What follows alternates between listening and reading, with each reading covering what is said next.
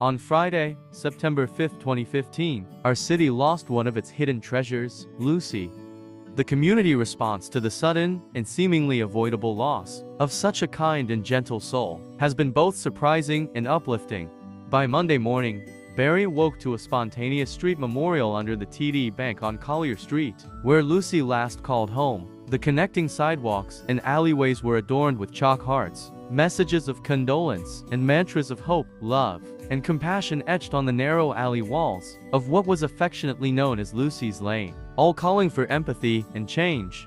At 45, her cause of death was deemed natural causes, and nothing could have prepared those who knew and loved Lucy for her avoidable loss of life. Life on the streets is incredibly tough, even with access to community supports and services, and it takes its toll on even the healthiest bodies and minds. Though Lucy rarely asked for anything, family, friends, even strangers, and local support services like the David Busby Center, Barrie Police, and the Canadian Mental Health Association continually helped her throughout her journey in Barrie.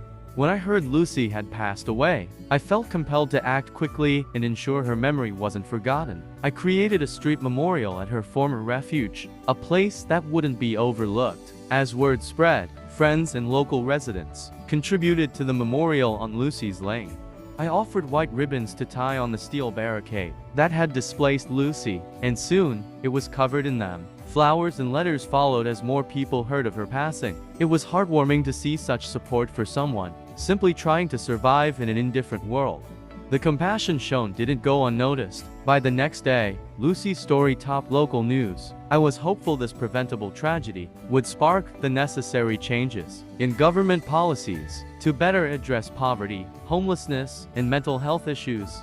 While Lucy's passing initially spurred some action from local officials, their efforts soon faded, along with their memory of how inadequate policies harm the most vulnerable.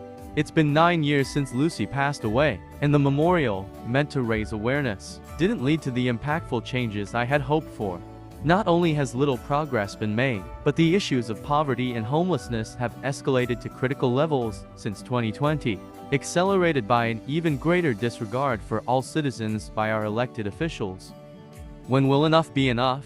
When will we demand that our government stop with their geopolitical games and focus on improving the lives of its own citizenry? Maybe now that these issues are starting to affect the majority of us, it will be the catalyst for change. We must hold our elected officials accountable for the steep decline in our quality of life, and demand that they start fulfilling their duty to every citizen to ensure that everyone has the opportunity for a higher quality of life through policies that prioritize its own citizens above all else. The time for action is now.